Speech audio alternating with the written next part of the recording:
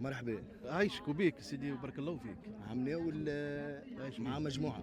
عملنا مع مجموعة. والسنة وحدك. السنة وحيد القرن. الجمهور بنزرت صعيب. وي. شو محضر؟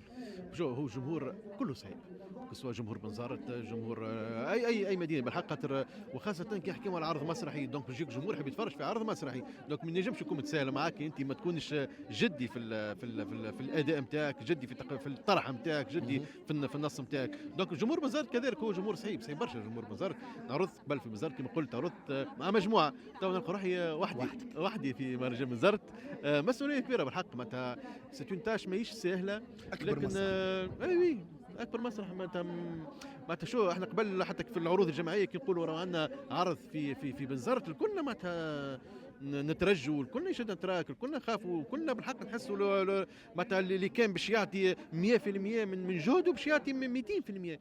دونك كيف توا كيف حتى في وانا وحدي زاد كيف معناتها مش اول مره نطلع على الرك هذايا، طلعت له معايا مجموعه تو نلقى روحي وحدي، دونك الخدمه اكثر، المجهود اكثر، الجديه باش تكون اكثر زاده، والفرحه باش تكون اكثر.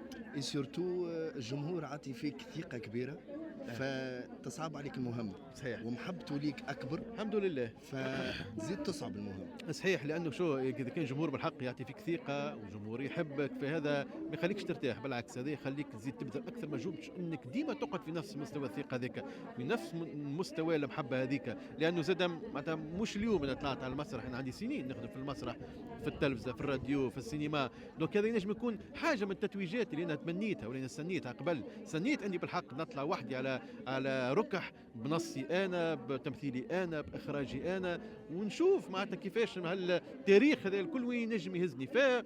ومعناتها عندي امل كبير انه الدوره اللي باش نعملها بابا نويل في تونس في المهرجانات باش تكون بالحق تتويج ليا في شخصي وتتويج لخدمتي المسرحيه ان شاء الله، وان شاء الله تكون الانطلاقه القويه في مهرجان بنزرت، لانه هو جاي في اول الجوله في الليدات الاولى نتاع الجوله، فبالحق انا واثق ان باش نخدموا حاجه باهيه، وواثق انه مهرجان بنزرت هو باش يكون الدفعه الكبيره ليا انا، وجمهور بنزرت باش يكون الدفعه الكبيره ليا انا، باش تكون انطلاقه نتاع مهرجانات ونتاع جوله صيفيه ناجحه ان شاء الله. أنا واثق فيك. عايشك. جمهور بنزرت قدامك. وثقوا فيا.